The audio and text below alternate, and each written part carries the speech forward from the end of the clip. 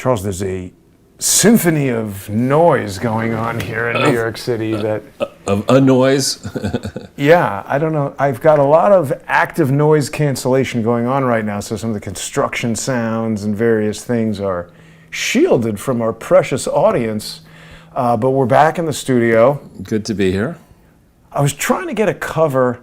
I seem to recall this movie used the song Iko Iko. Do you remember this movie, Charles?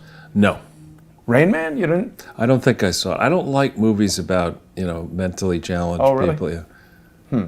Well, it was a very interesting movie. And actually, I think this was a film that kind of helped Tom Cruise cross over into being regarded as a more serious actor and not just like an action kind of guy. But this is No Brain Man. Right.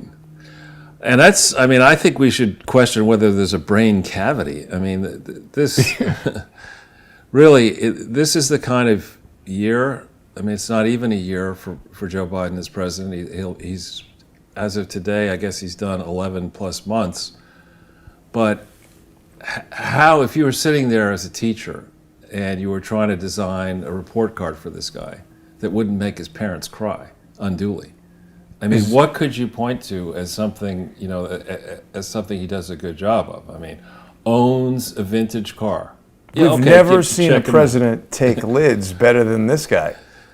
And along the lines of what you're saying about the brain cavity, Charles, 4 out of 5 dentists recommend Trident for their patients who have brains, and that would not be Joe Biden.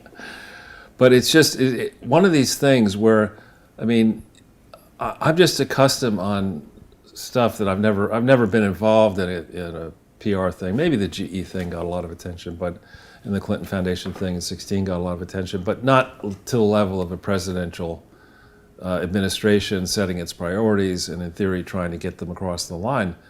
I mean, this is not even as bad as an epic shit show. I mean, this is just, this is horrific. Yeah. Right? I mean, this is, you're sitting there, and the United States, if you think back to across my lifetime, I grew up, my father was in the Navy in World War II, at the tail end of World War II, and I think Democrats and Republicans would say, even though we left tens of millions behind the Iron Curtain after World War II, even with that, even though we got into World War II late, and even though several, I think 20 million people perished in World War II between those in the Holocaust camps and those in casualties. Even with all that, I think most Americans across the political spectrum would say, you know what, America's role in World War II was a major league positive. Noble, the greatest generation, and afterwards, the sacrifices that we and others around the world shouldered to rebuild Japan and rebuild Germany and rebuild Europe. This is all great stuff, and you can feel pretty good about it.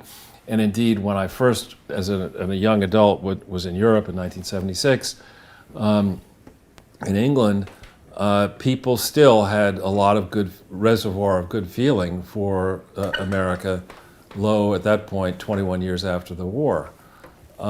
This moron, in the way he campaigned, if we think back to the beginning of the campaign, where in the first presidential debate, when he has these gigantic white choppers and he goes to the debate and he's got this goofy looking approach. You're talking about his air transport or his teeth? His teeth. And he goes to the first debate and he's like, I don't know if you remember the body language, it was like, I got this, kids, I got this wired. And he starts talking, and Kamala Harris takes out the gut knife and harakiri's the guy in the first debate. You remember, just destroyed him in the first debate.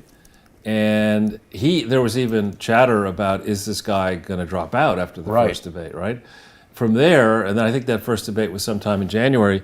From there, they should have called it the Democrat debacle. Yeah, and where is he? He's all the way.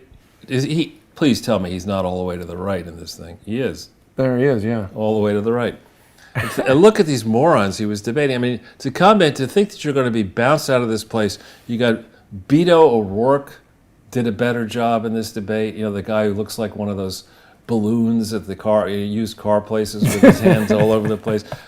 The fake Indian, Squaw Warren, the fake heterosexual, Cory Booker. I mean, and Inslee and de Blasio and all. I mean, there's a collection of clowns. And this guy nearly gets bounced out. Somehow, he gets shoehorned back in. The powers that be say, you know what, we can't have these clowns waste a lot of our time here. We've got to put this plandemic together, and we've got to have, change the way in which we vote, and we're just going to slam Biden across the line, which is what they did. And, the whole argument for Biden was that he's a moderate, he's an experienced moderate, he's a coalition builder, he knows the ways of Washington, he will act responsibly, he's the grown-up in the room. Got no brain. Right, and this guy has gone from weakness to weakness. It's the kind of thing where I can imagine the phone call goes in, Jill, look, this is Ron Klain, click. No, Jill, really, it's seriously. Ron. I really need you to click. Who is going to stand? I mean, maybe Hunter would stand up and try to defend this guy. Okay, Dad, I'll defend you. I need another billion. But who, at this stage, is going to, on the heels of the Afghanistan debacle, and it's easy for us sitting here in the comfort of Chelsea in Manhattan, and God forbid, let's hope there's not another attack on New Year's Eve or ever in this city, but we are relatively safe here. And the most consequentially negative thing that Biden has done here, and the Democrats have done, is by the way in which we rushed out the back door in Afghanistan, leaving behind our allies and leaving behind the many translators and their families, we have now made it very, very hard for any future president, if we do want to get involved in any kind of coalition around the world, doing anything in theory for the good. Who is going to sign up to be on the team watching the way we got out of Afghanistan? Because you have to look at this and say, no American president will be there longer than 8 years. And look at how America honored our express and our implied commitments. And it's one thing to have these hooting and hollering idiots in Washington, D.C. in the House and the Senate have these hearings where they talk about, Brett Kavanaugh is a rapist and I'm a woman's writer.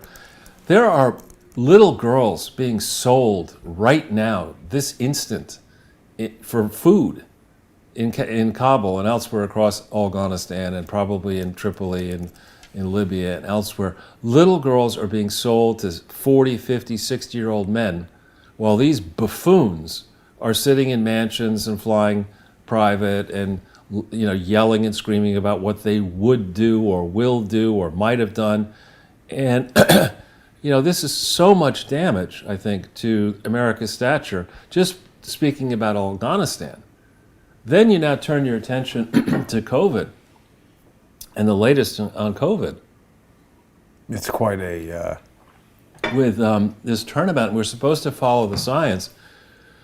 And here you're increasingly having, interestingly, sports figures. Now, I'm not a huge... They're all getting it. Well, they're getting it, but they're also questioning the propaganda. So Aaron Rodgers, who is a quarterback for a famous quarterback, if not one of the best ever, he's in contention now to be one of the best ever, and I'm no sports expert, quarterbacks for Green Bay Packers. And he is quoted, I think, on Twitter saying, science that cannot be questioned is called propaganda.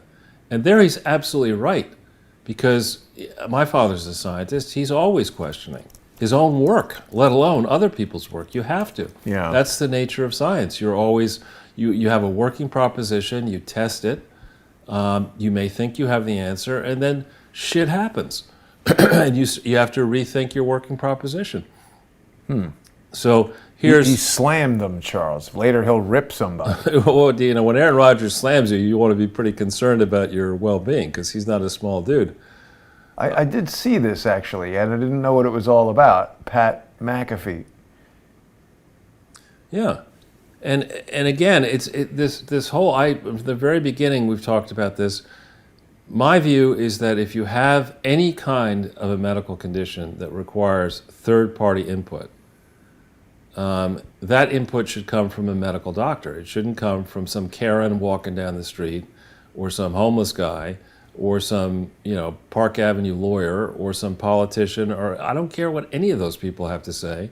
What matters is the doctor who knows me and my unique medical situation. Everyone's is somewhat unique, and so everyone's can be very unique, and those are the opinions that matter. And because so frequently patients go to a doctor and say, I've got this problem, but they don't tell them about this problem over here.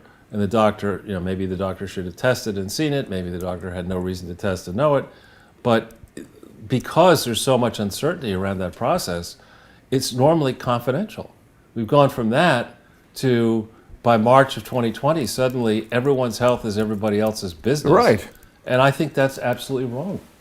I agree with you, Charles. It's a very bad situation that is developing.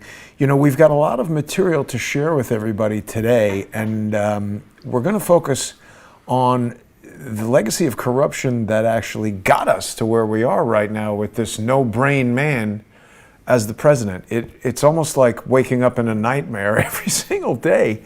Difficult to believe that Joe Biden is actually the president of the United States. But Charles, before we get into all the information that we've prepared for today, I want to make sure that people know where they can watch Crowdsource the Truth, and Charles Ortel is closing in. Of course, Crowdsource the Truth 5. This is the most widely viewed. Whoop, we got you drinking a glass of water there, Charles. Are you sure it's water? Yeah, this is the most widely viewed Crowdsource the Truth YouTube channel at present, a mere fraction of the former audience. But I want to make sure our viewers know that they can also watch the show on rumble.com/user/CS the Truth. You might have to hit refresh to get the live stream to play. I don't know why it's not working. It says 16 watching. Yeah, so okay, there we go. Some sort of problem in Canada preventing it from popping up there right away. But there it is. Thank you to the 16 people who are watching us on there. People can subscribe. I think I had mentioned to you, Charles, they've just announced that Rumble is going to combine with Cantor Fitzgerald Video something. So that's a strange combination to me. No, it's just SPAC or something. It's just a... Well, Cantor Fitzgerald, I don't know. But people can also watch on Odyssey.com. This is a great channel, actually, for more people to subscribe to, because one of the things that people might not realize about this Odyssey channel, Charles, it's been there for a long, long time, and it has automatically backed up lots and lots of videos. A lot of times people email me asking about certain videos from the past, and this is one place that people might come to check out some of our old videos. There's another really interesting channel that I've spoken about in the past. It's called Alt Censored, and this is an independently run thing. I don't know exactly how they do it, but it's impressive. They have a lot of stuff on there. If you just go on here and type in Crowdsource the Truth, you can get the old channel. Sorry. Oh, you know what? It's listed under Jason Goodman, of course, was the name of the original Crowdsource the Truth channel. And there it is. We've got the Jason Goodman channel. It doesn't have all of the videos. It's got 2,000. Well, that's the total number when it got deleted in May. And 445 of them are backed up here. I think also just doing a search for Jason Goodman brings up some of the bozos who do videos about me.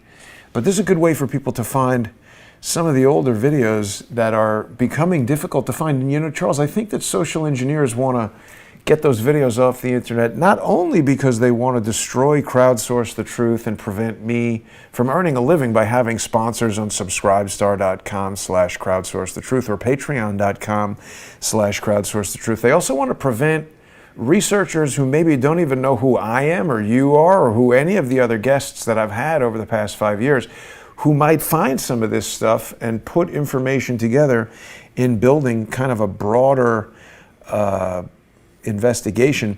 The last thing I want to tell everybody about, Charles, is that, I started actually at your suggestion, and thank you for this good suggestion, I created a couple of NFTs, these non-fungible tokens, which are sort of like unique digital artwork.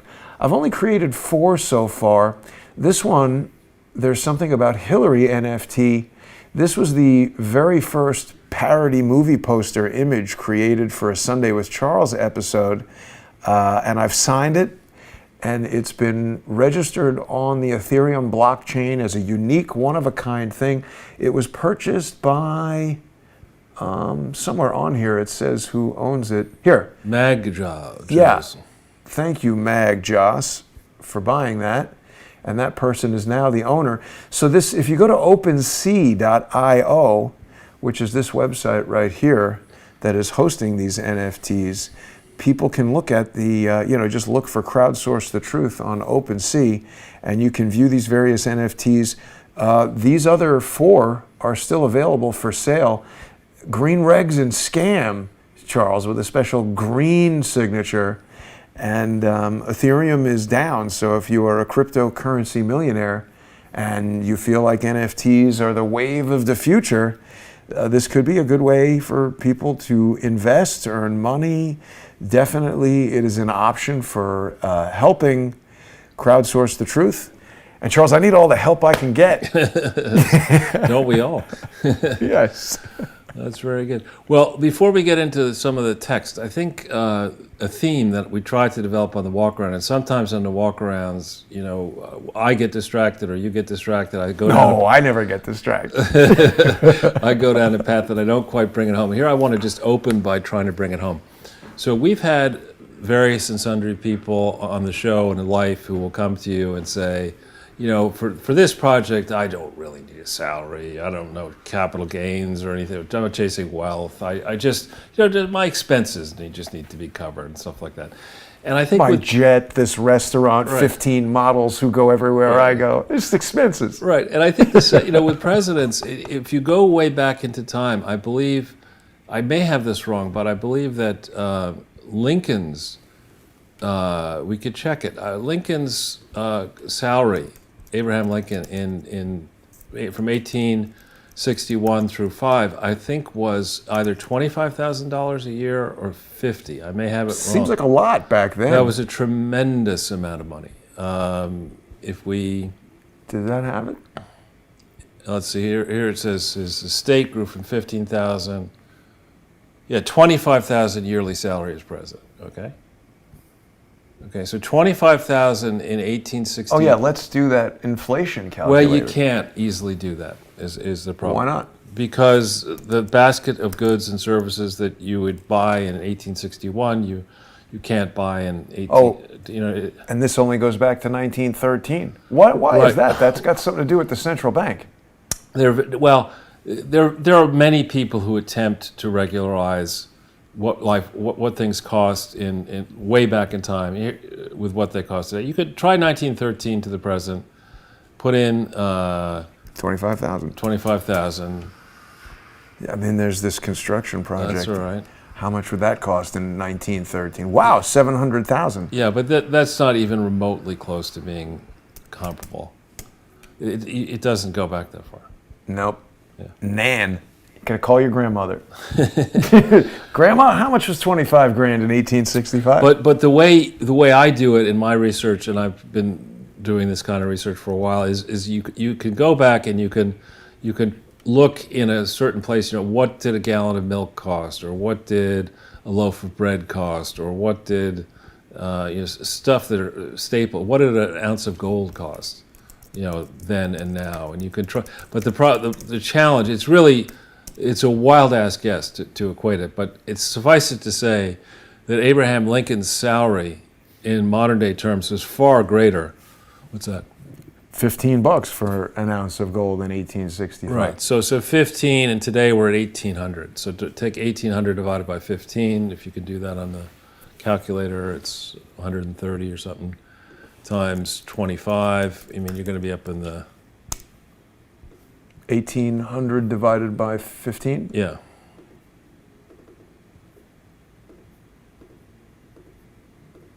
$120 times 25,000.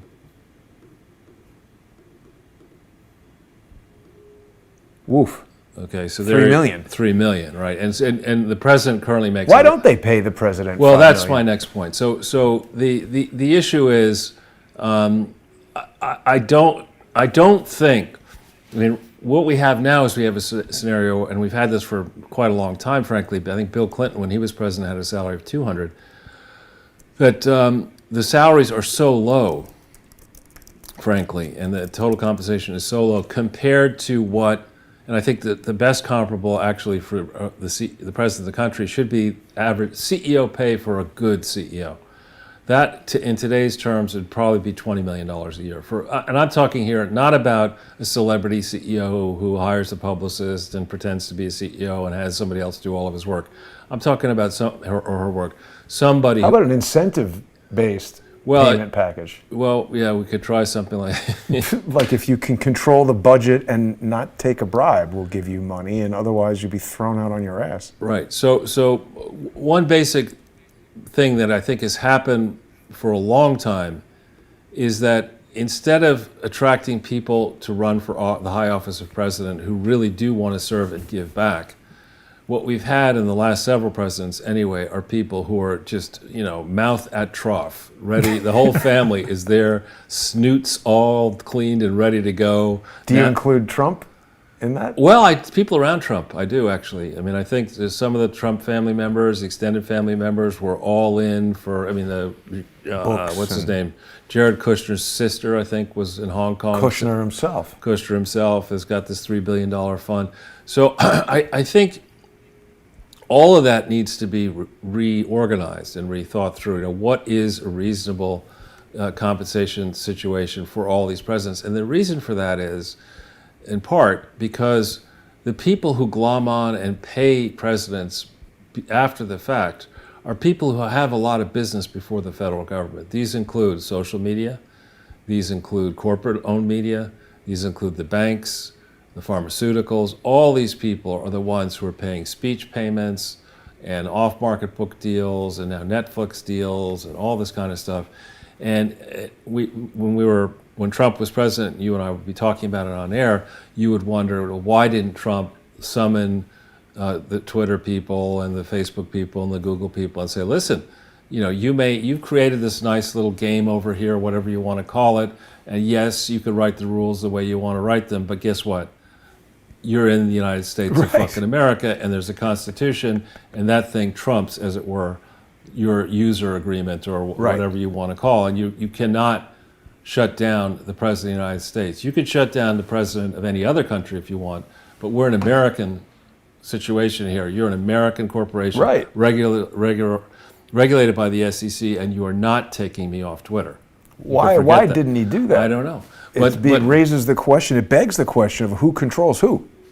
And the other issue, of course, is the lawyers and the pundits and everybody are fond of talking about how Wall Street can't regulate itself. It's ridiculous that Wall Street is trying to regulate itself. Lawyers certainly cannot regulate themselves. But they do all the time. Well, and that I think we're spoiling. People talk about this slow motion insurrection, which I think is a subject we'll talk about in a second. But we have been spoiling for a fight in this country for a long time between ordinary Americans who are trying to stay as far away from lawyers as possible and law firms who believe that they can get bigger and bigger and bigger and serve as conduits between the influence buyers and the influence sellers via the retainers that they charge the various buyers, via the deals that they give politicians once they leave office and give them a partnership and all this kind of this.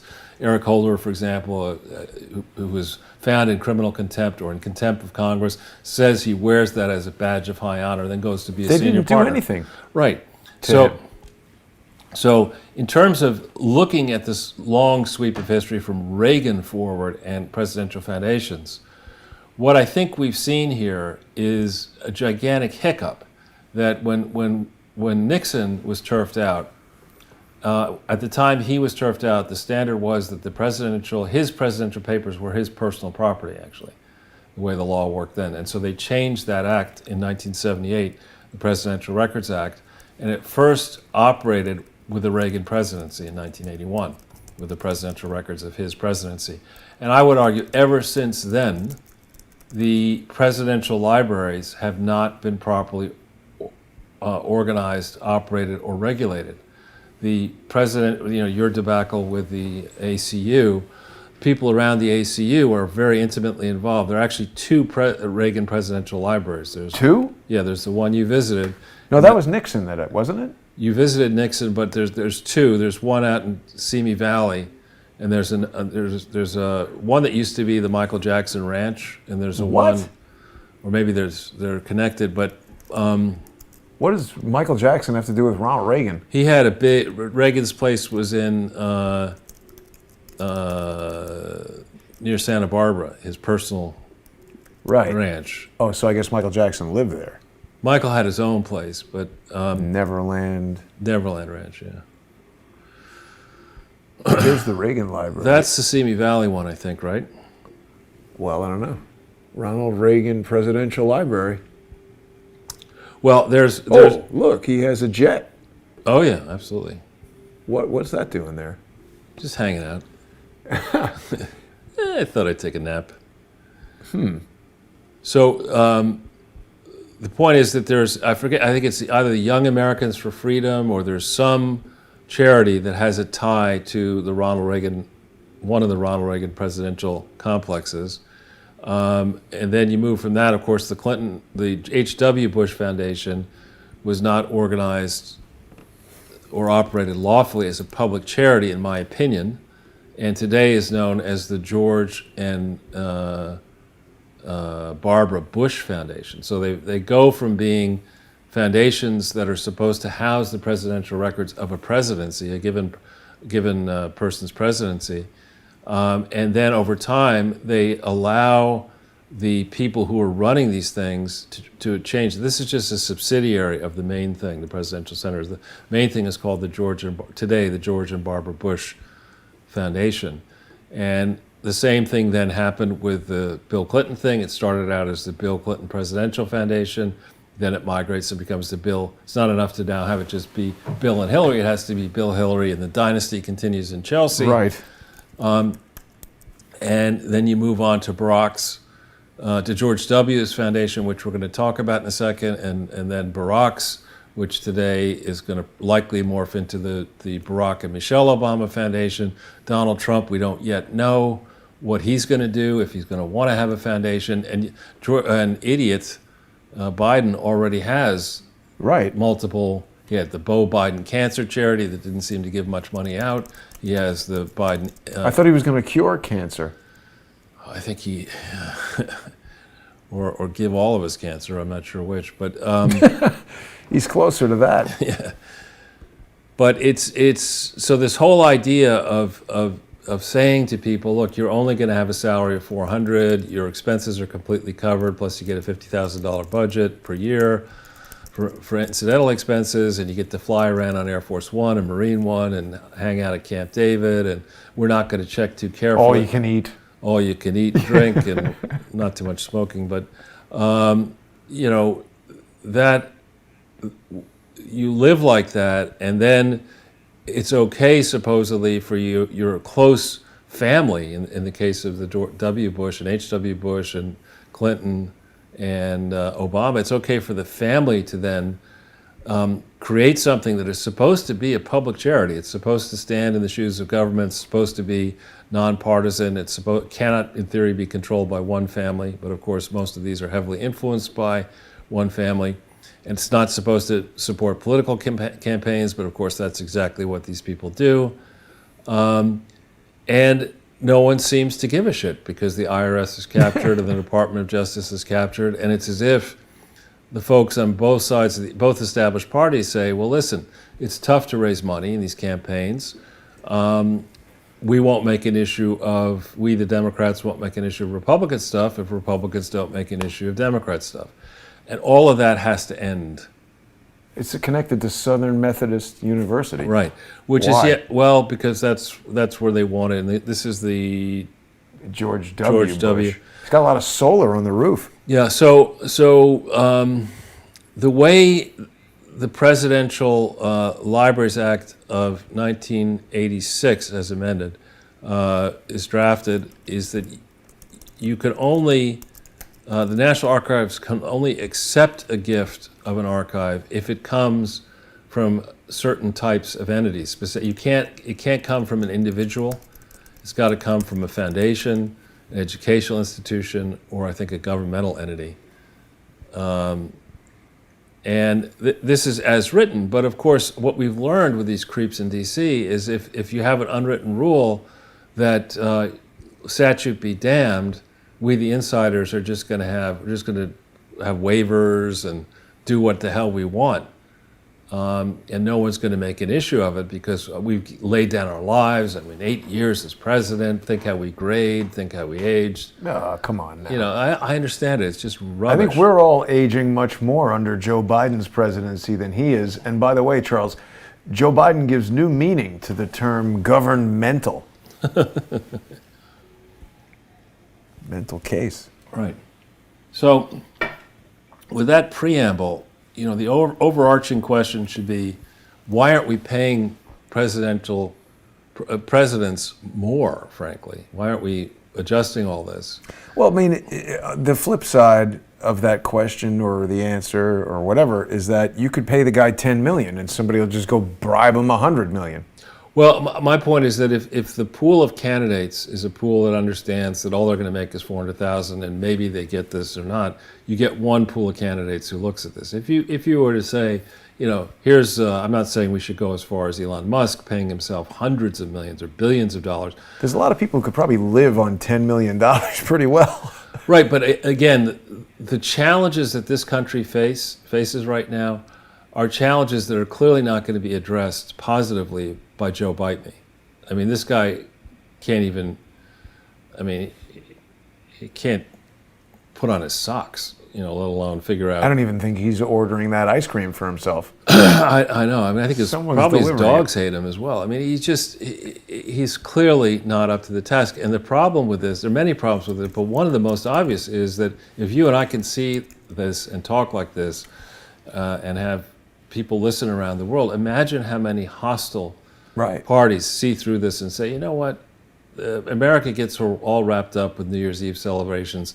Let's take Taiwan on New Year's Eve, you know, or let's go in, if we want the eastern portion, the Donbass region of Ukraine, let's take that. Or, you know, let's take those islands and sprout the islands, and nobody's going to be able to do anything about it. And that's you know, having this. I'm surprised that hasn't happened yet. It could well happen, you know, we're not to New Year's Eve yet. So when we then start thinking about how foundations are abused as conduits to trade cash for influence, cash for favors, we've got this article here, I think it's North. You see that right? Next, you see up at the top, no, further to the right. We're going out of order here. Yeah. So this is an article from March 1st, 1987. We briefly talked about it in a previous show. But these are folks from the Chicago Tribune. And again, this is 34 years ago, this article. Wow. And they talk about, in this article, that North was using multiple foundations, not just one or two, but like I think it said 28 different foundations. Oh yeah, look at that, 28 tax-exempt foundations. Interesting. Right, this is in 87, right? And remember that the person who was very much involved in the American Conservative Union shenanigans is the person who organized one or more of these foundations. This David Keene? J. Curtis Herge, Herge. Oh, right, the lawyer. Right. Huh. So this is not, when I look at these type of situations, what I like to examine or find are a tactic. You know, it's nice to talk about a given case, but when you see a tactic, the tactic being, let's create a leaky foundation that whose books nobody will check. Let's put it out there. Let's have it have an innocuous sounding name, and then let's register foreign offices of that thing all over the place, inside the U.S., many states, outside the U.S. And now we've got a catchment mechanism where crooks can send money to any one of these different places. We'll get a crooked accounting firm to, in theory, put the audit together. Now we've got the ability to source lots and lots of money. Yeah, here's this guy, Hurd. How'd you get this? Just got it on the internet here. This is, I don't know if this is related, but this is the law firm, November 1st, 2001, Hurd Sparks. Yeah, this is the guy. It is, yeah. J. Christopher Hurd right there. So I don't know what this letter is about. It says to Mr. Trump. Really? Where? It says, it's the second line, to Mr. Trump. Oh, wow. Who's Luckett? This is written in reference to a letter from Chairman McDonald to Mr. Trump.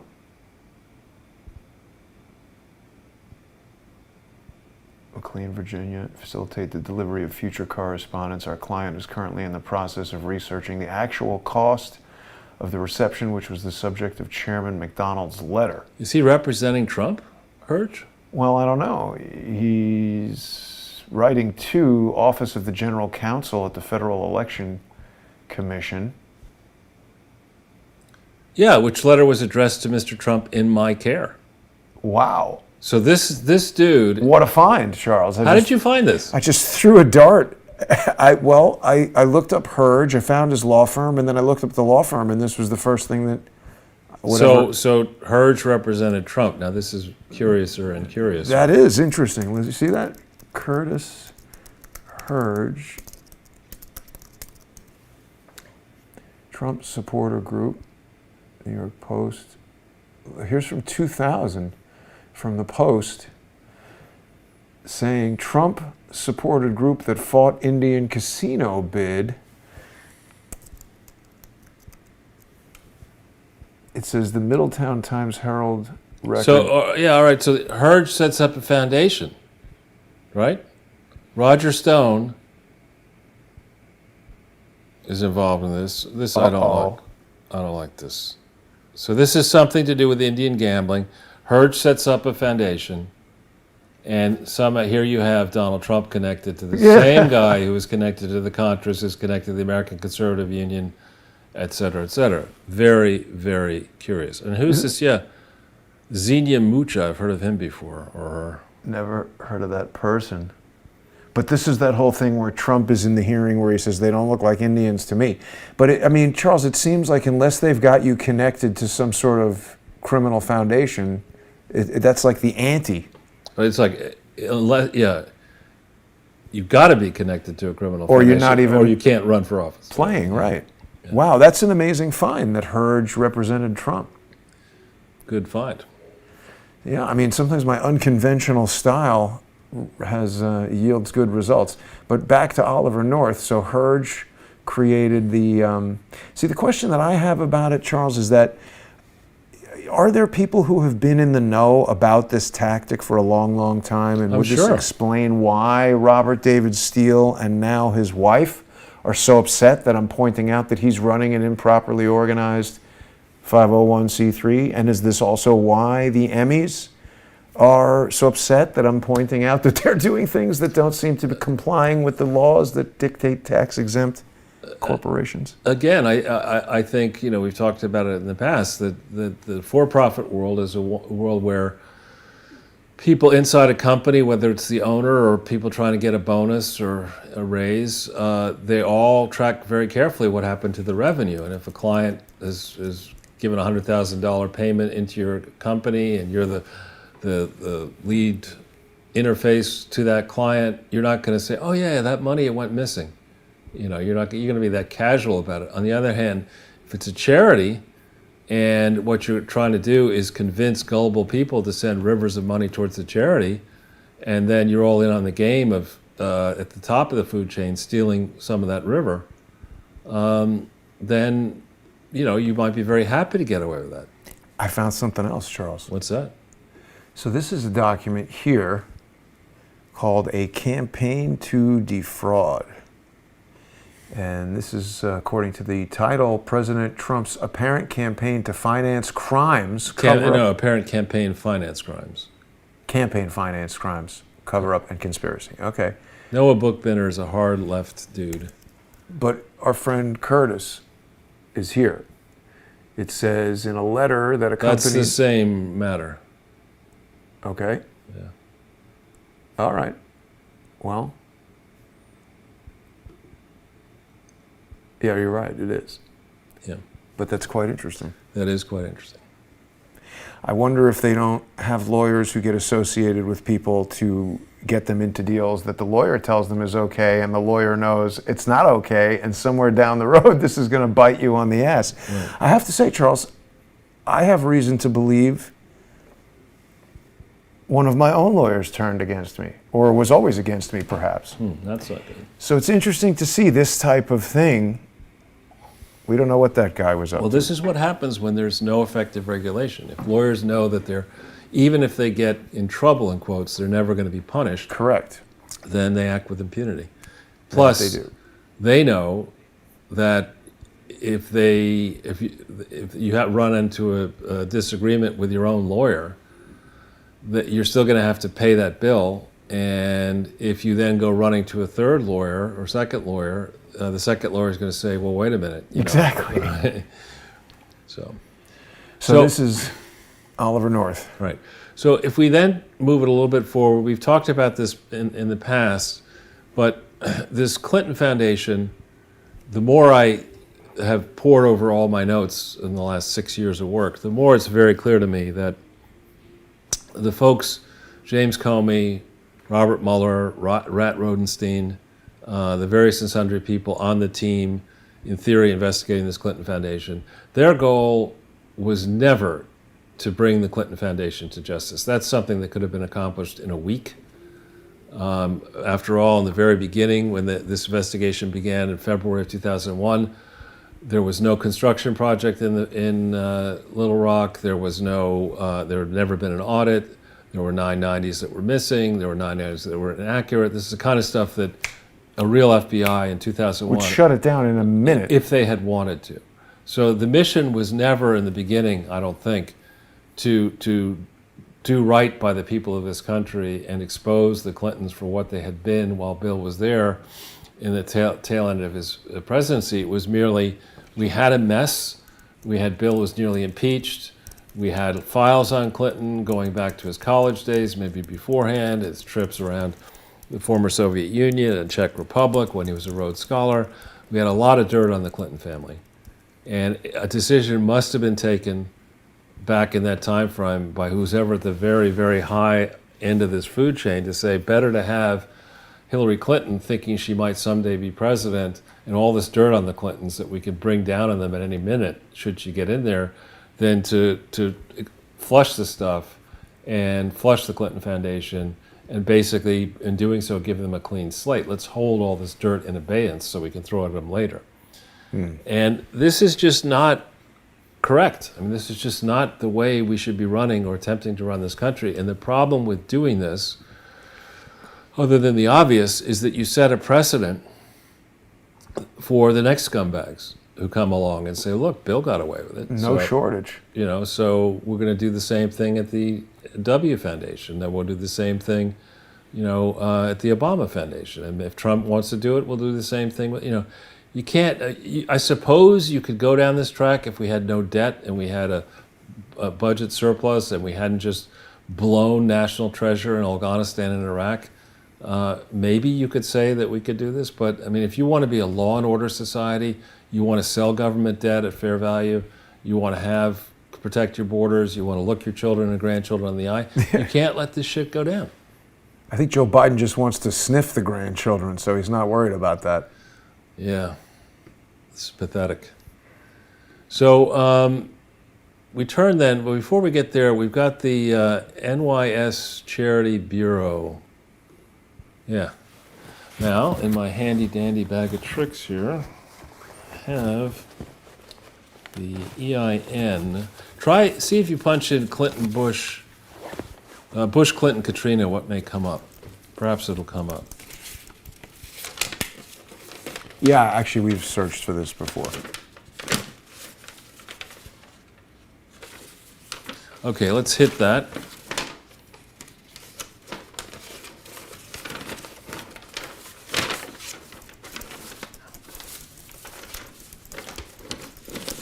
can hit Bush, Clinton, Katrina. Sorry, I thought I did. It's slow. There we go. All right, now let's go to the certificate of incorporation. Oh, you don't have that. So now let's go to Massachusetts. And the EIN is 20-35-99974.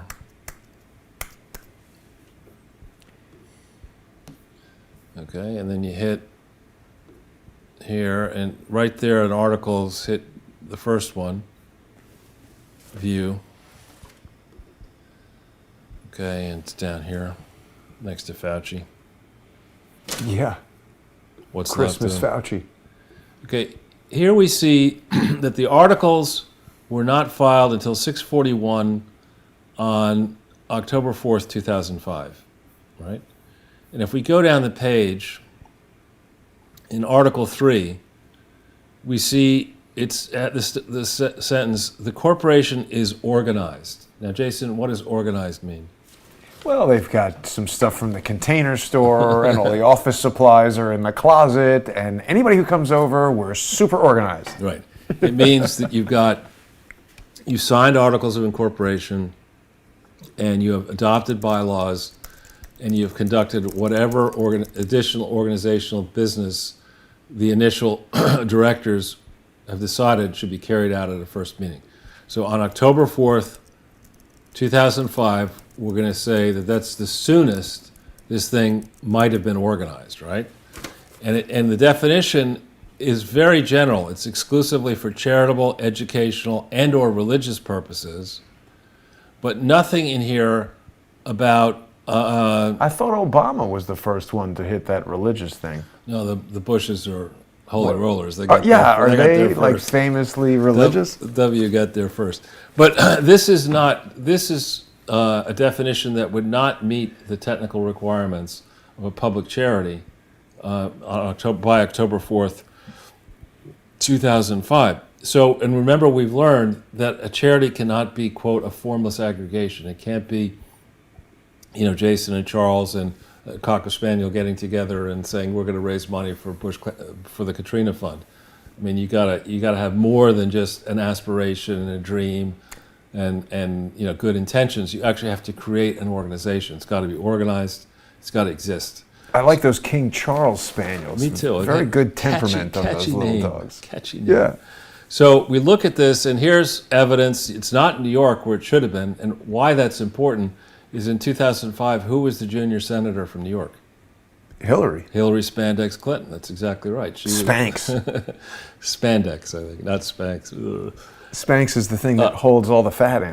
There's no one of those. You get an industrial strength, Not, steel reinforced. would not work. Spanx. Not doing it. Tanks. Yeah, but so she was the junior senator, and not a carpetbagger, not somebody who would come from DC from Arkansas via Chicago. and make a mockery of the law in New York City, New York State. So we started and we showed that the certificate of incorporation is not in New York State where it should have been. The 1023 is not in New York State where it should have been, the application for federal tax exemption, nor is the determination letter. So this thing is operating way outside its legal authority, which it didn't have at that point. And in addition, the Clinton Foundation, Bill Clinton specifically, we'll get to that in a second, was raising money for this thing. In fact, let's go to that. Let's punch in Clinton Foundation annual. On what? Google.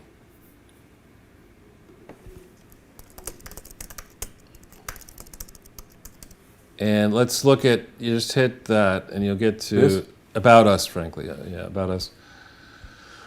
And you'll get to, if you scroll down the page, you'll get to About the Foundation, Reports and Financials, and then look at the annual report for 2005. Here. Look at the Bush, Clinton, Katrina section of it. Keep going down the page. They're with the Mars restaurant. Is that the Mars restaurant? Isn't it? I don't know. I'm pretty sure that's where it was. That's a Hachette Philippachi building or something. So Now, where's wait a the minute, what where is happens? it? It says error 4. Oh, very clever. Yeah. Huh, so you can't get it. Now, Did hang it on a not come second down now. here somewhere? It didn't. It's saying that you can't get it. But let's just try this one other way for a second. Oh, the way back. Yeah. We'll Bury find it down. I buried it down the memory hole. She's like, yeah, no one's going to actually check. That's just a... Well, we can actually check. Technical We can get it problem. another way if you can't get it that way. Huh. Well, maybe just like that. So it should be there in 2010, No, right? look, they really buried it. Well, go back in, if you would, Jason, to the Clinton Foundation thing. We'll get it a different way off their 990. You don't want to try it in here and see if it was ever on the website? You could try. Let's see if it gets us there. Here's about the Clinton Foundation mission, policy.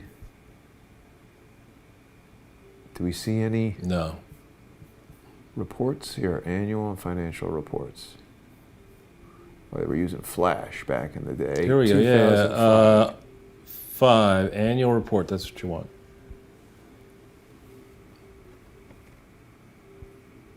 There it is. Pretty good, huh? Pretty good.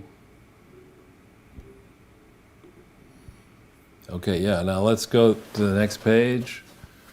First picture says, "Oh, welcome." All right, here, let's just a second here.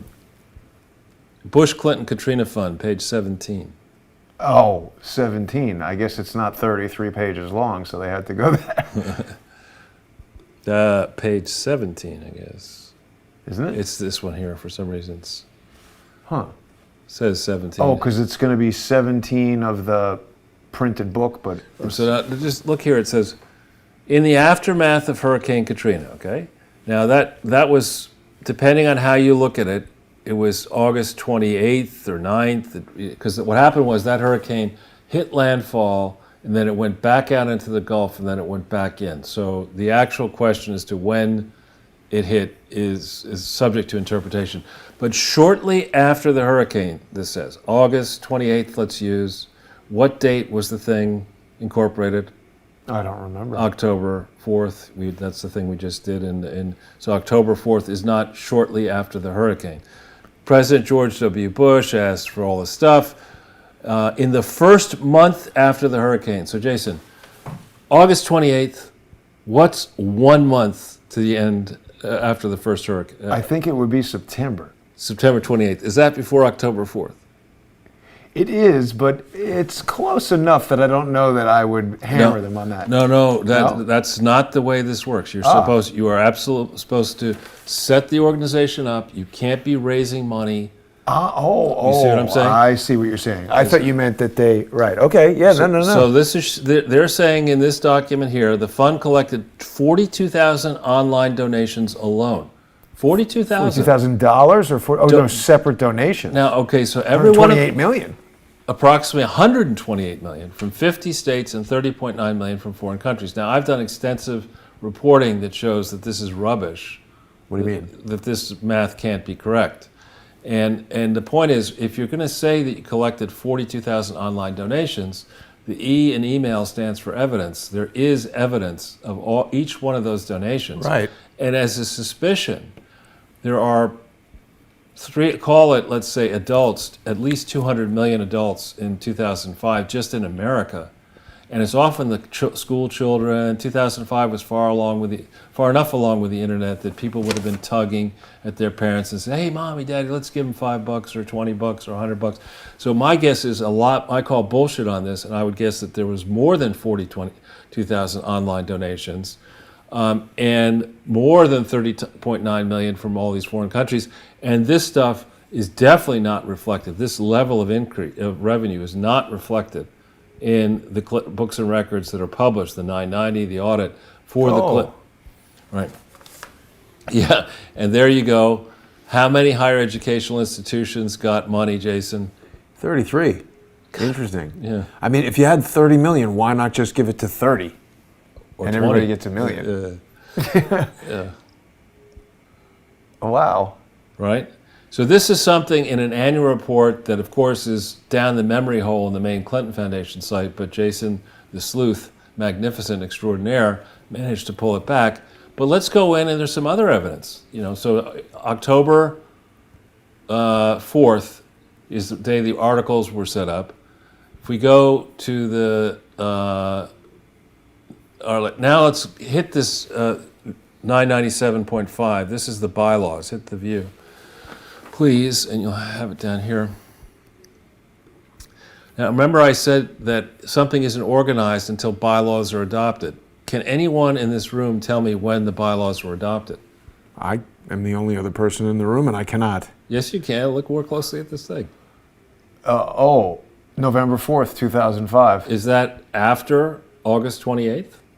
2005, yeah. Is it after October 4th? It is. Does it mean that for a whole month at a minimum, the thing had no bylaws? And then it was amended on December 2nd.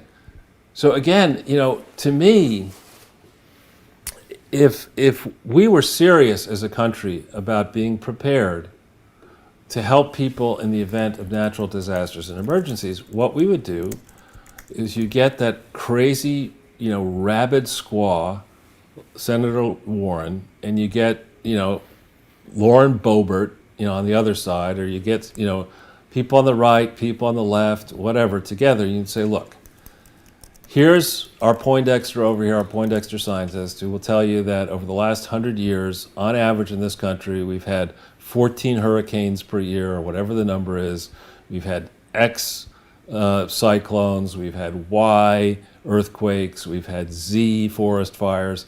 And what we need to have is one national response disaster reaction fund together, and we're going to set it up in advance now. It's going to be truly bipartisan. It's going to be done properly. It's going to be registered properly in every state. It's going to have a reputable fundraising firm that is going to do this work for free because they're patriotic citizens. We are not going to take political credit for any of this, but we're going to stand ready, first of all, to deal with our domestic people, and then we will have an international one to deal internationally, and it will be done properly. It will be filed properly. We'll put the rights to do the accounting out. We'll let people bid on it, and we'll make sure all the shit's done properly instead of having, ad hoc things happen whenever they want, and all of them being done properly, and questions being raised all the time about where did this money actually go. So the fact that we couldn't bring ourselves to do that when George Bush literally started his presidency, the first week of his presidency was the Gujarat mess in India that Bill Clinton glommed onto with that crook Rajat Gupta. He can't claim that he didn't understand maybe he can claim because he's that dumb. But people around him can't say they didn't understand natural disasters are likely to happen during a presidency. I think he didn't understand English. But the point is, they didn't get that job done right. And now let's look at a few pieces of data. If we go to the one to the right there of that thing you just hit. Okay, this is on September freaking 1st. Okay? Is that before October 4th? It is. Okay, here's HW and the other criminal, announcing that they're going to set up this charitable enterprise. It's not that complicated. Both of those people had the ability to have their top detail-oriented people, of which each of them has a detail-oriented person or more than one, to say, before I go on freaking C-SPAN, set the damn thing up. Get the goddamn articles of incorporation and bylaws, file them, and then I'll go on C-SPAN, right? But they didn't do that. This was 2005? Right. Just as, by the way, just after a decision had been made to not investigate the Clinton Foundation, right? The Clinton Foundation investigation had been going on for 4 years, and they say, we're not going to do that. This charity fraud stuff is a lot of fun. Let's do it together, right? So this is the first. Let's go to the next one to the right of that one, Jason, up at the top. Here we have an announcement on the 15th from the president himself, from the press secretary, saying all the things we're doing. Again, there is no charitable organization set up at this point. This is September 2005. 15th. You know, a lot of talking points, blah, blah, blah, we're going to do this and do that. But, it just isn't that complicated to go and call any one of a number of fantastic law firms in this country and say, get the fucking paperwork done. Bring it into my White House counsel's office and, we're going to sign this immediately. And by the way, this thing certainly should have, this Bush-Clinton Katrina fund certainly should have filed for to register as a foreign corporation in Washington, D.C., because fundraising was done in the White House, which I think last I checked was in Washington, D.C., and in New York, where Bill it's in Delaware. They built another one so Joe Biden can be close to the bathroom. The set, yeah, the barium treatment thing. Yeah. Unbelievable, Charles. Right? So then let's go. There's one more to the right there. This is, I think, preceded this. This is a press release on the 5th from Slick Willie in New York. He's going to match your contribution. Triple Charles. match, because I'm sure they've registered properly in New York, disclosing all their defects. But so here the two Yabahos are bragging about all the work they've done. If you go down the page here, Jason, you'll like the commitments that have been made here. See this, the Bush-Clinton-Katrina Fund is, no it isn't, not on September 5th. It ain't nothing other than the fig Newton of their imagination. So, but you go down the page, they talk about commitments. As of the announcement today. Oh, Microsoft. Let's slow on this. 35 sponsors have pledged donations to the fund. Too many. But how could you do this when there is no such thing? And who the hell is Roy Ryu, R-Y-U? The Trump Group. Somebody Japanese. Look at that. The Trump Group is giving pledged money. Well, he said that he used to give money to all of them, and that he knew. And here we have what's the difference between the William J. Clinton Foundation and the Presidential Center?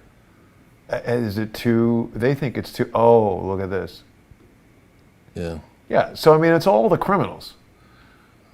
Yeah, and Drew Lewis is he's still dead. He's one of our close friends, loathes that person. Here's George H.W. and Barbara Bush personally and their foundation. Boozy Allen Hamilton. Yeah, the American Heart Association, which is suspicious. Microsoft is certainly suspicious. Is the American Heart Association suspicious? All of these ones are suspicious. That's a thing that growing up in my house was always revered. There you go. Oh, man. Well, I mean, Ronald Reagan Library.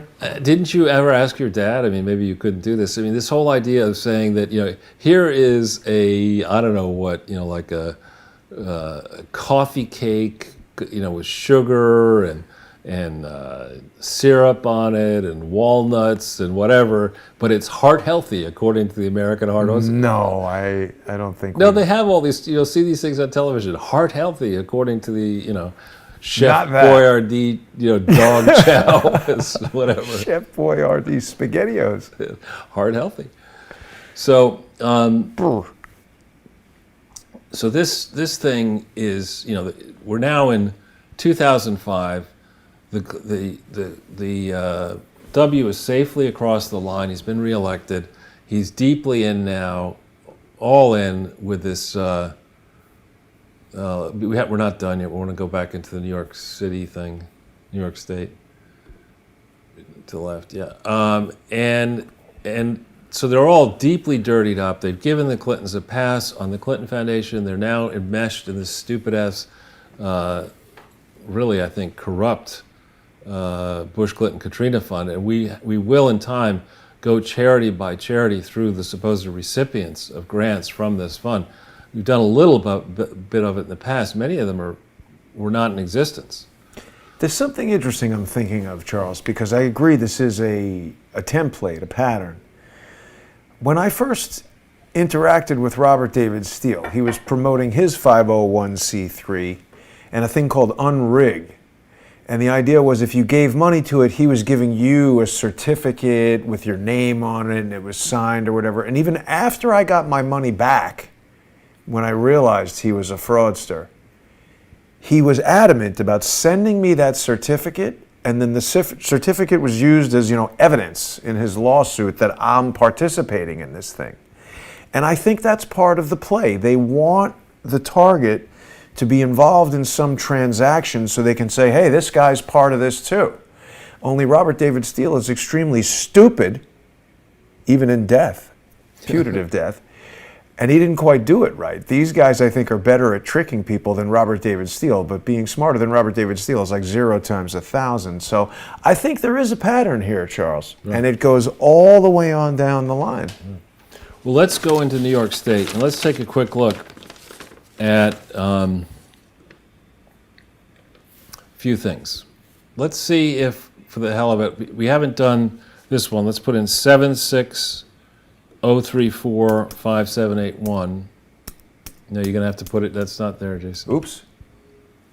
I don't know why it did that. Gremlins.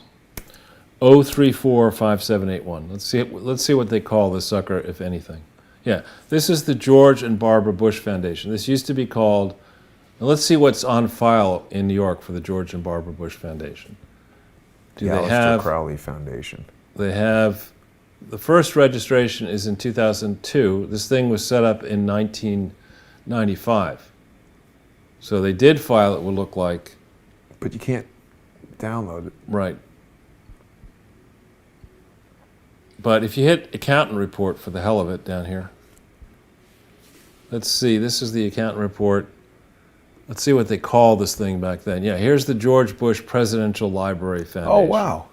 So they just changed the name. Right. Well, and you're not supposed to change the name of a foundation, and in doing so, deceive the public as to what that foundation is entitled to do. So this foundation was set up, in theory, way back when, merely to house the books and records of the George H.W. Bush presidency and to provide scholars a chance to study those records. That's it. This notion that you're going to set up a presidential mausoleum, as what's his name? That's where they have Bullwinkle buried. But that's, who's that guy? Jesus, the Honeymooners. Jackie Gleason, yeah. The mausoleum where it evolves from being, it's just George's records. Are they there? Are the dead presidents there? Not the presidents themselves, but the records are supposed to be there. Actually, George H.W. Bush, I think, is buried here. Salvador Dali is buried in his mausoleum in a museum in George Spain. Bush's? No, that would be a reason to go, but it's creepy as hell when you go somewhere and realize the dead guy is there. Well, I mean, you got to believe underneath all these museums there are a lot of dead. But anyway, to go from that to being a structure and a complex where you're now going to gather followers of George and Barbara Bush who are going to congregate and put on raccoon hats and who knows what else they might do. People are commenting that you're not wearing socks. We got a very astute audience. Yeah, well, I'm indoors. But it is cold to not be wearing socks. Anyway, to go from being an archival repository where people study records to being an organization that's supposed to celebrate the lives of two people and pursue initiatives, those are two very different things. And I think they should be separate and apart. I think if you want to do that, that's fine. That's clearly not a public charity. That's something that doesn't get the same benefits under but it's also not necessarily a matter of what you think. It's a matter of the law. Right. I'm just saying, the law, I mean, I think there's a system of law in the country, maybe. Yeah, I don't know. We were led to believe that, but... Yeah. So here we see that there are a few books and records for the George Bush Presidential Library Foundation in New York. And this is significant because New York is a place, with each passing day, as people are running out of here as fast as they can, fewer and fewer wealthy people are left. But because the tax rates are so high, city, state, and now federal property and other reasons, people sales are willing, if they have any money left, they're willing to make donations. And so any charity looking to raise large amounts of money typically does come here and should register here. So here we see the George Bush people may have registered. Let's check and see if Woodhead, or whatever you want to call who? George W. Bush. Let's put his numbers in and see when he may have. For New York? Yeah, it's 20. You know, want to go back. Yeah, it's 20 411 9317. And then let's see when he started. This thing was started on January 17th, 2006. Let's see when he bothered to register. Okay, not until 2007. Okay, and let's take a look at the certificate of incorporation.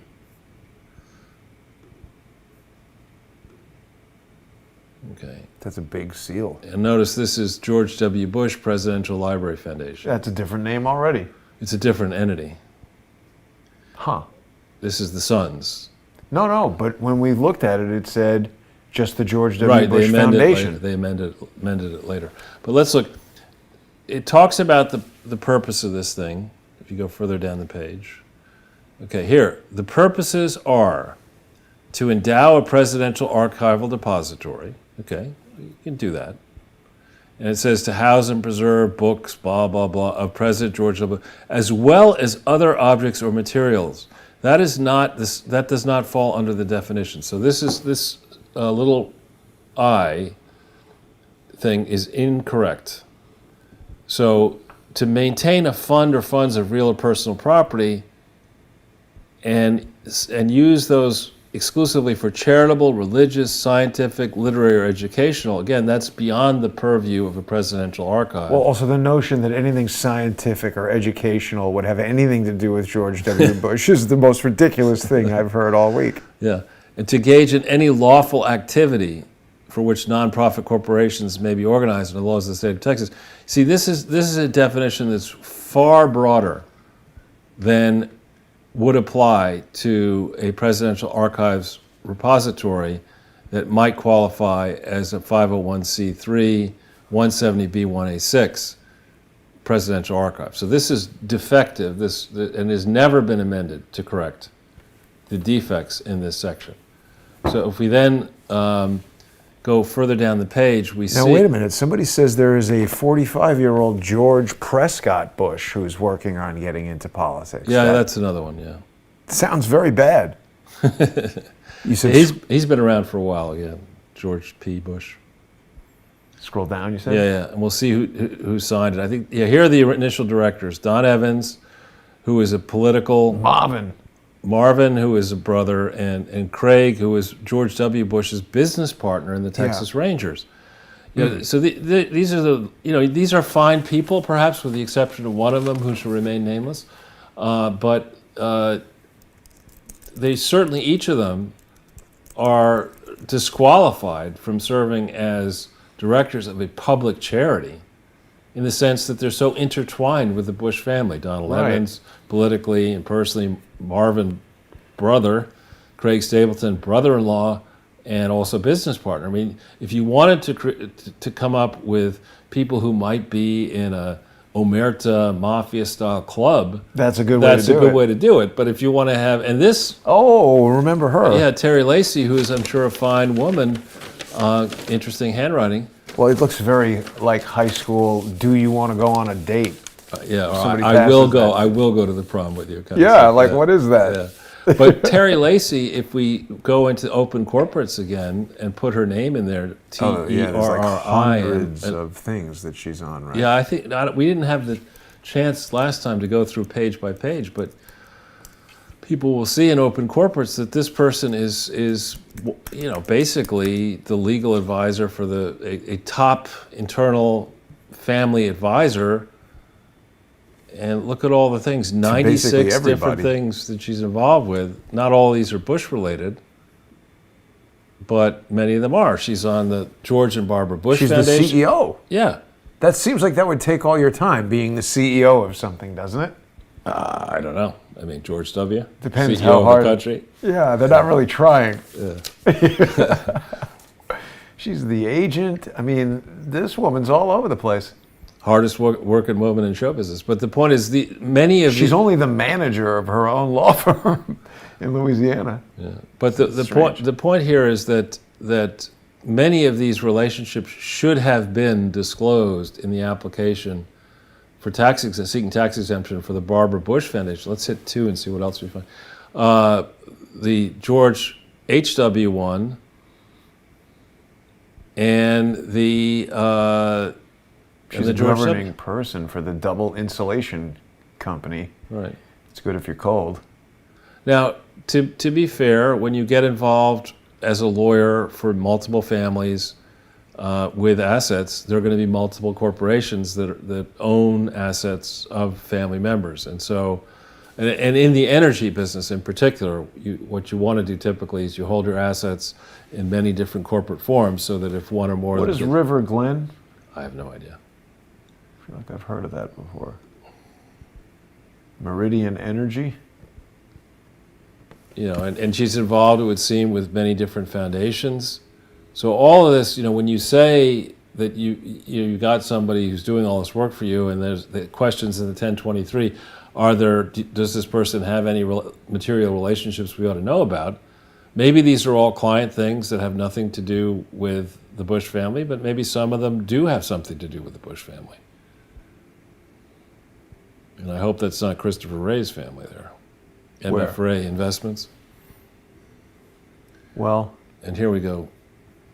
Well, I don't think he would be in Texas, right? Oh, they're saying you can't get that many if you're...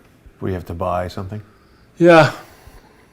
All right, well, I should get a subscription to that. We're looking at it all the time, but we'll come back to that later. Right. What else did we want to look at, Charles? Well, so I think that's a fair bit on the Bush family. I know you had some other articles there we wanted to talk about. No, that's not it. Oh, yeah. Yeah, I mean, genius. Turning to the dunce cap portion of the presentation. I mean, did you see Kamala Harris's interview was it on CBS or NBC the other day? I don't know if I did. What did she give us the highlights? Well, I mean, she first of all, she appeared, the two of them appeared, the interviewer and she were wearing the same outfit, basically, all black pantsuits. Really?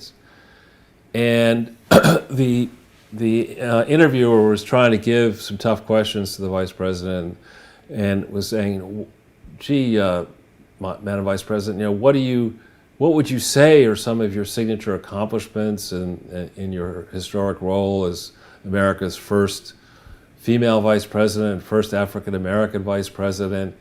And she started talking as if she were an actor that had showed up on the wrong set. For an audition or something, the Like wrong so, script?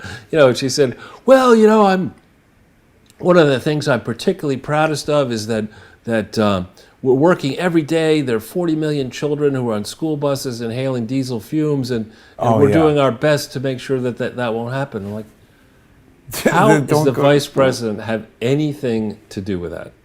Right? And she's just going off on tangents that make no sense. And here, in this particular interview, she's saying that what did she say? Well, she said democracy is the biggest threat. Is the biggest national security threat. Yeah. She's so dumb. To her. The communists? I mean... To her. I don't know. But seriously, I mean, this is the gang that literally cannot shoot straight. I mean, they don't know what the hell they're doing. I was bragging a little bit, but 10 years ago, Margaret Brennan went over to Bloomberg, and she interviewed me on GE. And I wouldn't say that she's the toughest interviewer in the world. I mean, it was like, I almost had to say, hey, Margaret, we're talking about GE. Any other questions? Well, I don't know. Have we been through all of the articles we wanted to look at? Here we go. Well, this one, there was a particularly, there's a theme that is now being sold or attempted to be sold in the mainstream press, if you want to call MSNBC the mainstream press, where Ron Brownstein, who is I think he's now the editor of The Atlantic, but before he was a West Coast bigwig, and I think he was married to some famous person. But he is trying to say that the use of the phrase "Let's go, Brandon" by this father is a slow motion insurrection. Oh. You know, and anybody who would question the President of the United States is what? Right, and it's just, you want to, I mean, I really wish there were somebody beyond Joe Rogan who could get up there and have the sound effects and the sound of like let the guy talk and then do that. The How about the Gong Show? The Three Stooges hitting him in the face. What are you talking about? Right? I mean, the comments. Nancy Pelosi, when George W. Bush was president, challenged every aspect of his presidency. Oh, What? This guy's part of the Aspen Institute. Oh yeah, and all the above. I mean, listen, it's like you can't swing a dead cat without hitting some think tank scumbag. But if you look, who was he married to beforehand? Here's his Twitter. Doubt it's going to say who he's married to. Pulitzer Prize Can't finalist. even win. Exactly. Don't put that on there unless you've won, dude. That's weak sauce. He's Wait, he's the Lincoln Project? Is he? Followed by the Lincoln Project. Yeah. New York Times bestseller. But if you put him into Wikipedia, I think he was married to like some celebrity or another.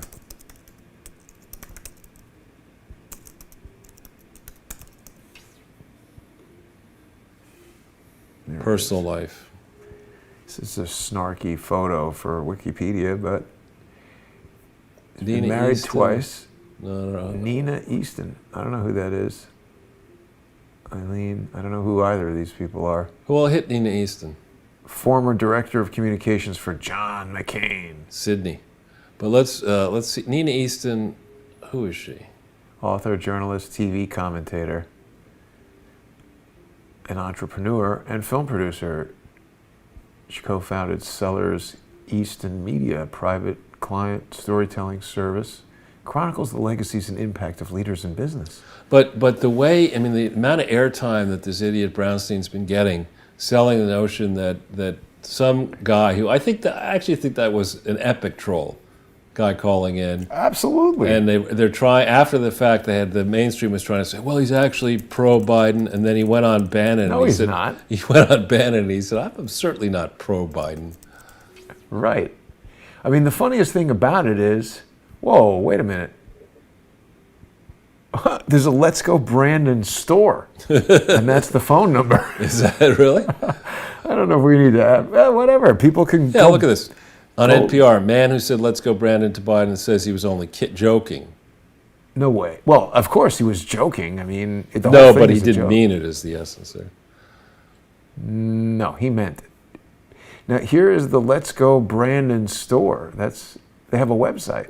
Oh, 3.3 rating. New England for Trump. Welcome to the Let's Go Brandon store. Oh, look, they have a whole...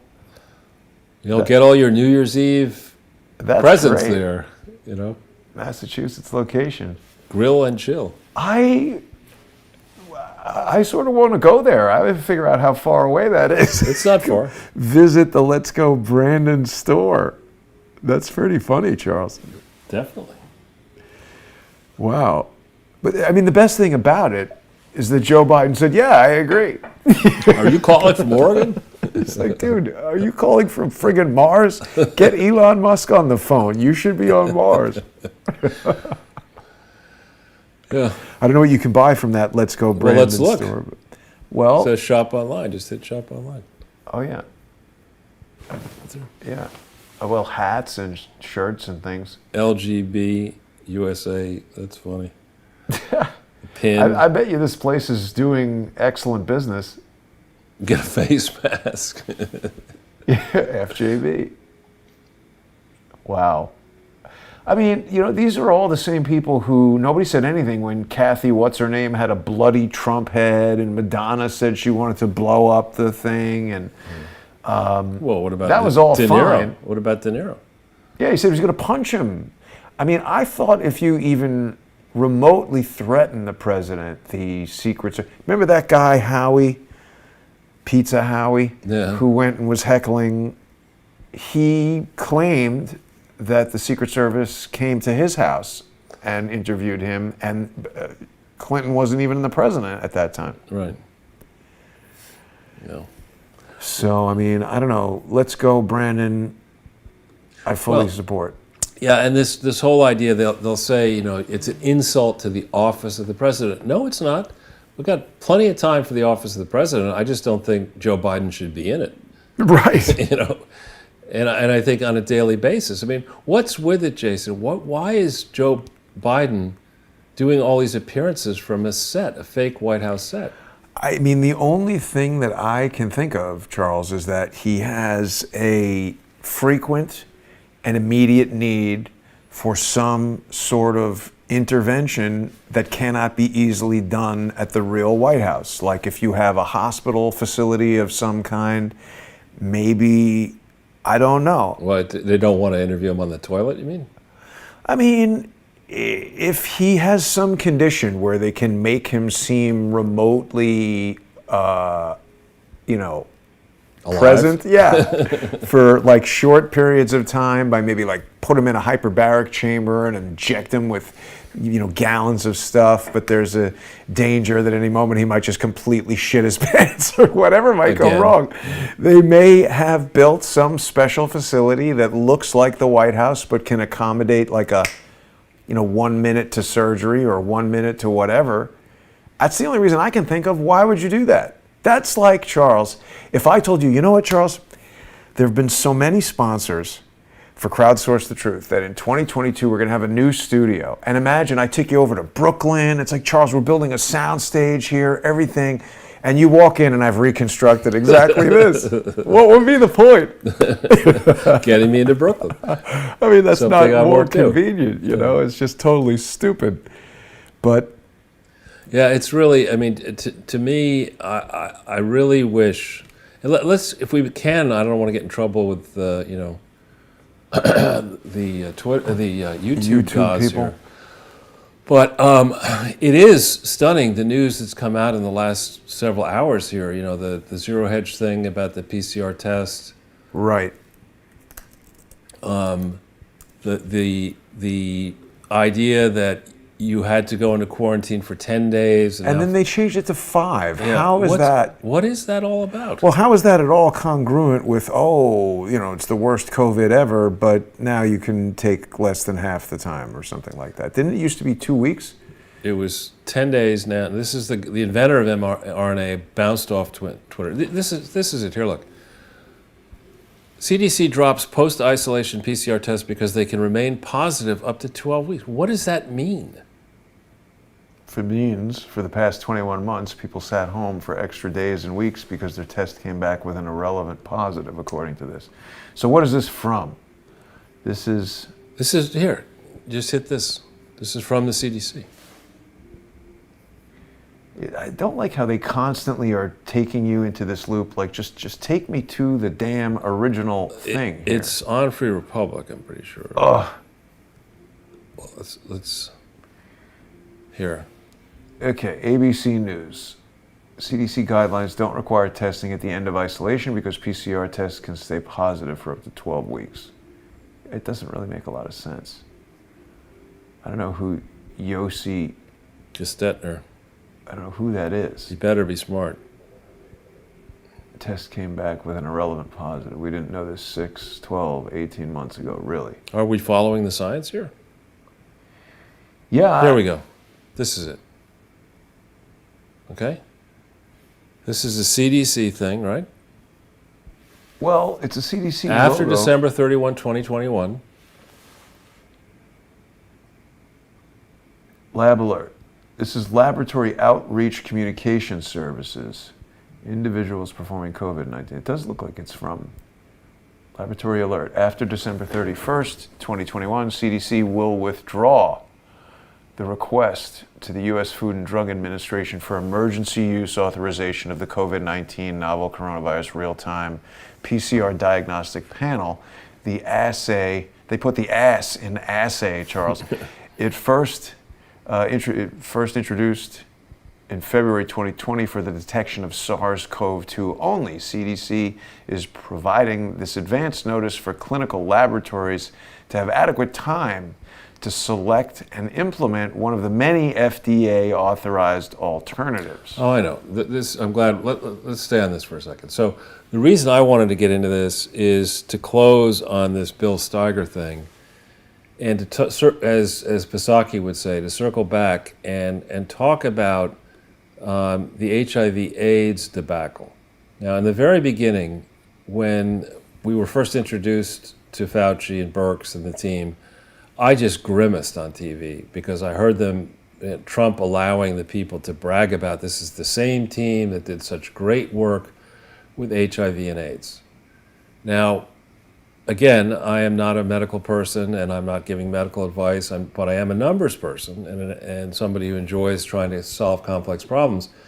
And one of the things I have seen through the course now of 6 years thinking about the Clinton Foundation HIV/AIDS and whether what they were doing was good or bad, is that in the early period when we didn't really understand whether HIV, as it migrated towards full-blown AIDS, posed a threat to the general population, or whether it posed a threat specifically to intravenous drug users and gay people, Fauci did the world a disservice with his team by causing memos to be authored that said, no, actually, this is a threat to the general population. Yeah. It's not just intravenous drug users and gays.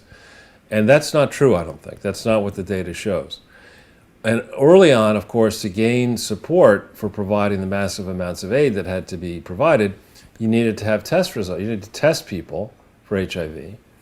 And the tests, I was struck by this, that in my reading, I would see, and Bill's post-presidency, he started endorsing different testing companies, and then you started reading about it, and the tests that were provided to people in Africa, dark-skinned people in Africa and in India and elsewhere, were tests that were they were likely to give you a false positive. They were not discerning.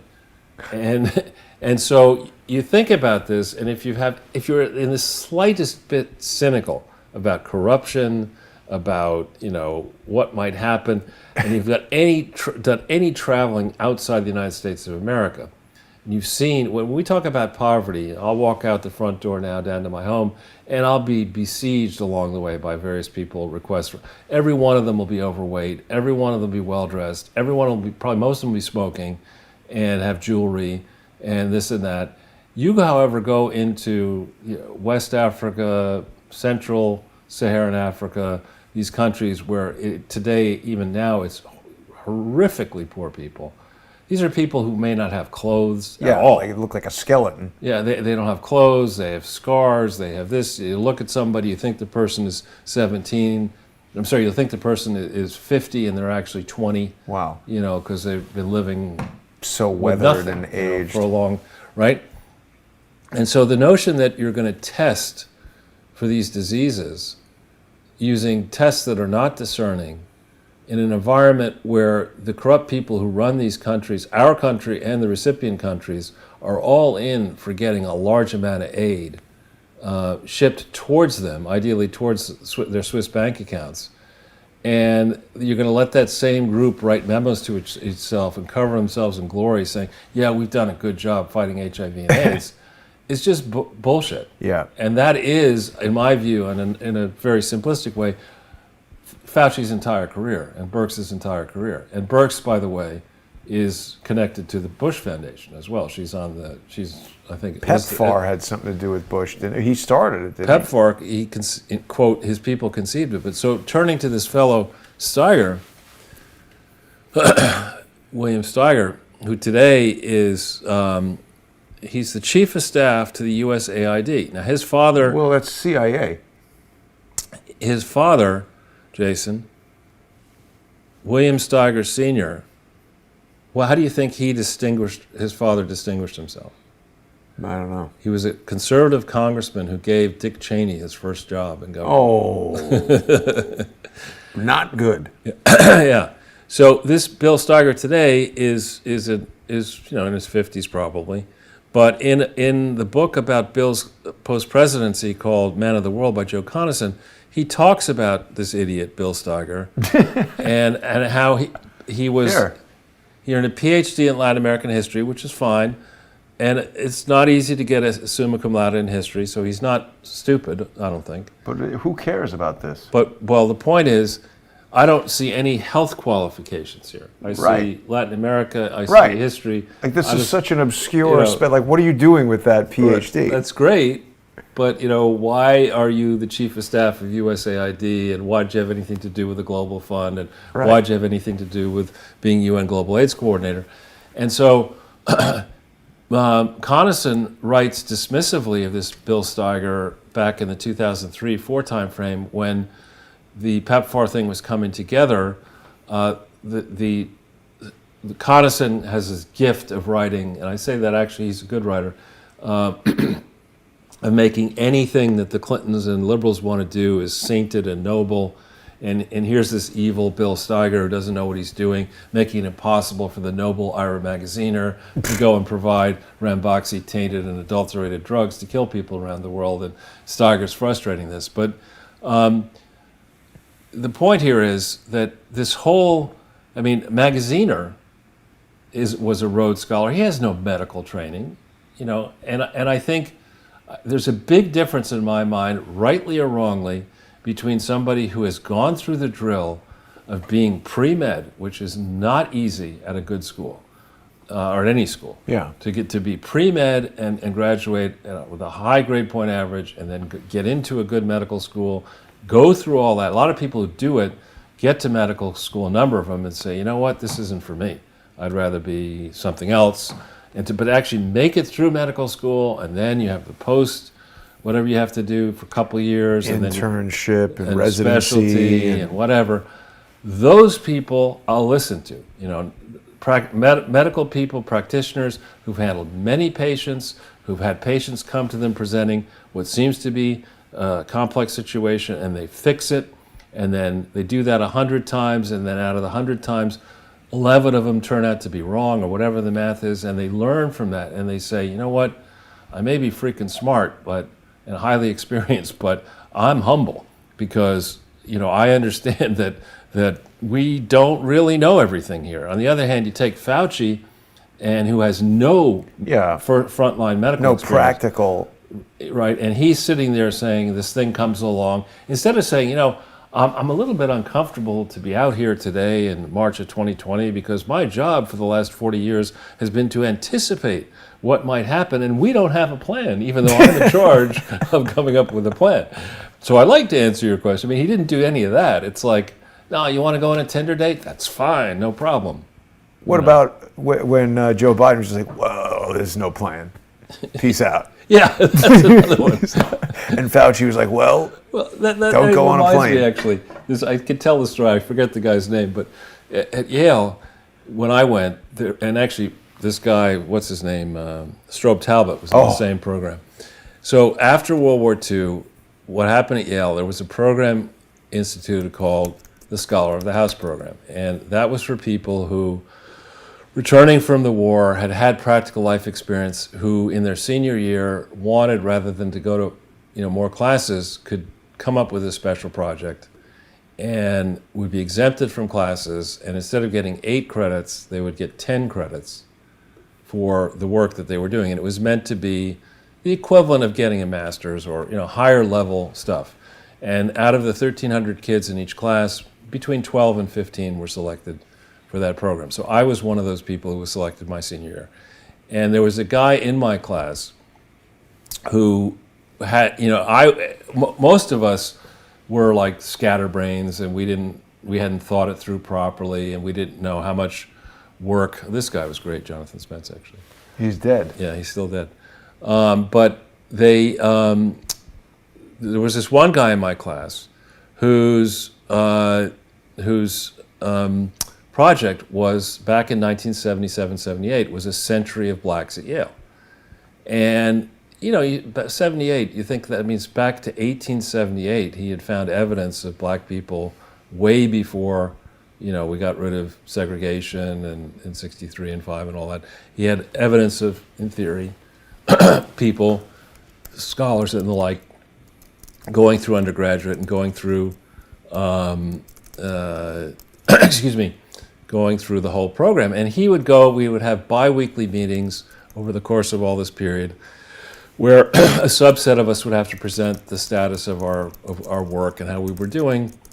And this guy, I mean, he was in the days before personal computers. He had storyboards, he had slides, he had all kinds of stuff. And we were thinking, geez, are you going to do a book and a movie? And yeah. Should I send him that? If you want. I don't think he's going to reply. Well, it's out there. Larry Nichols did make that claim. While he's celebrating his wife's book, he can contemplate that question. So anyway, we go on and on and on, and this is like Joe Biden. We go on and on and on. Whoa. Can we just finish? Sorry, yes.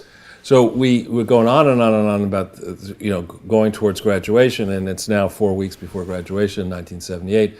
And this guy calls me up and he says, "Hey, Charles, can you come to my dorm room? I got to talk to you." I said, "Well, what's that?" And he said, I come over and he says, "Well, I got a problem." "What's that?" "Haven't written a word." Oh boy. Right. I said, "That's a pretty big problem. We're going to graduate in 4 weeks." I mean, yeah, I know, but I just couldn't be bothered. And that's basically Biden now with this, I'm going to run. Donald Trump did not have a plan. I have a plan. I'm going to bring back responsibility to put a lid on this. That thing. Come on, it's just COVID. COVID. The punditry, the pontific, the thing.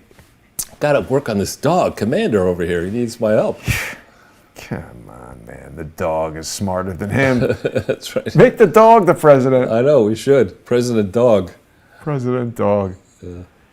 Well, Charles, anything else we want to cover today? I think we will next be on air together next year.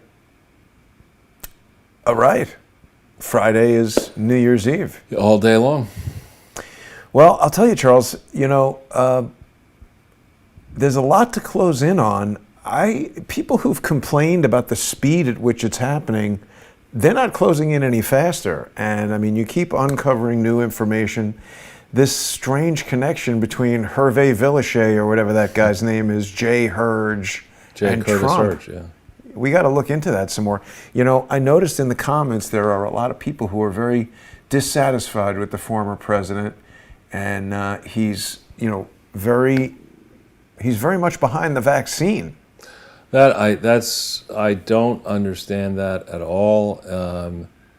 We got to be careful what we say about that, because we're not in the First Amendment Right. forum. But it's upsetting people in our audience who supported the president, and I think it is impacting his base. Well, one thing we can talk about, people being upset with people. I mean, this idea that was floated, and I answered a few questions, or tried to, for our friend Katya, that'll be printed tomorrow, or maybe the next day. The notion that Hillary Clinton is trying to help Kamala Harris with her unpopularity problem. Now, as I dissected that for Katya, I mean, in the first instance, it speaks to Kamala Harris's lack of judgment. I mean, if you're going to try to help yourself, the last person you want to call up is the Wicked Witch of the East, and she is not going to help you, as you can see. I mean, if that really did happen, and you were trying to give help to Kamala Harris, would you leak it to the New York Times?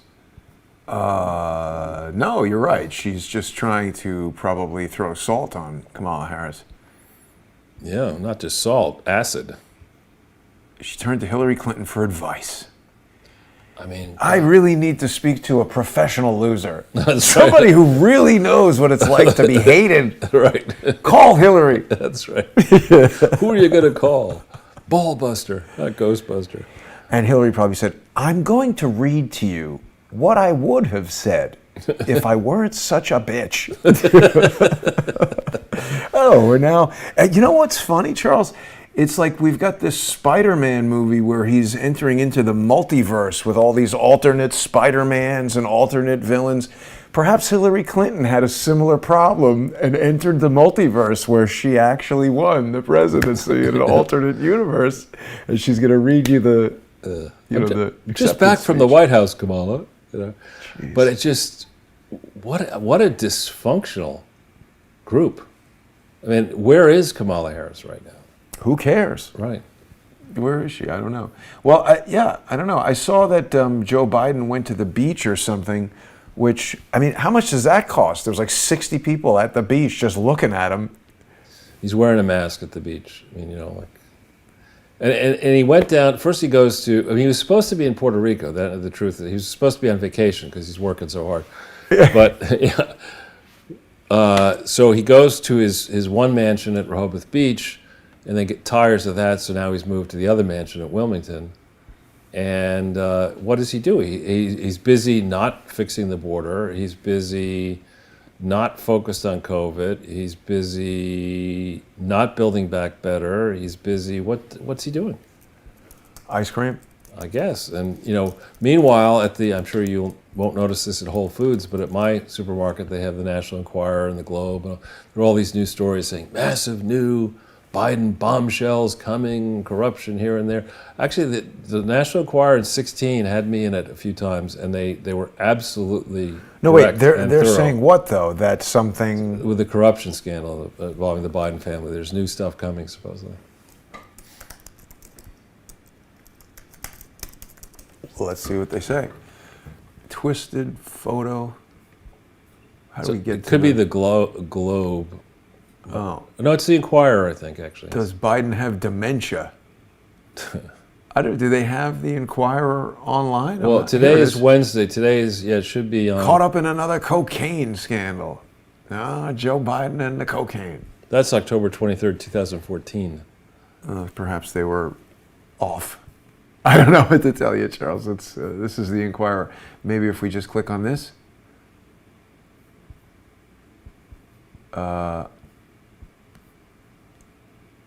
I don't know if this is the type of news where... We don't need to. But I can say, actually, that the investigative staff of the National Enquirer is pretty good. Well, they have broken stories in the past, right? I think the whole John Edwards story was broken in the Enquirer. Oh, they wanted to kidnap JFK. There's a lot of fascination with JFK Jr. Who is still dead. Still dead, yes. There was a lot of people who thought he was... Anyway, this thing really gets you sucked into a lot of nonsense.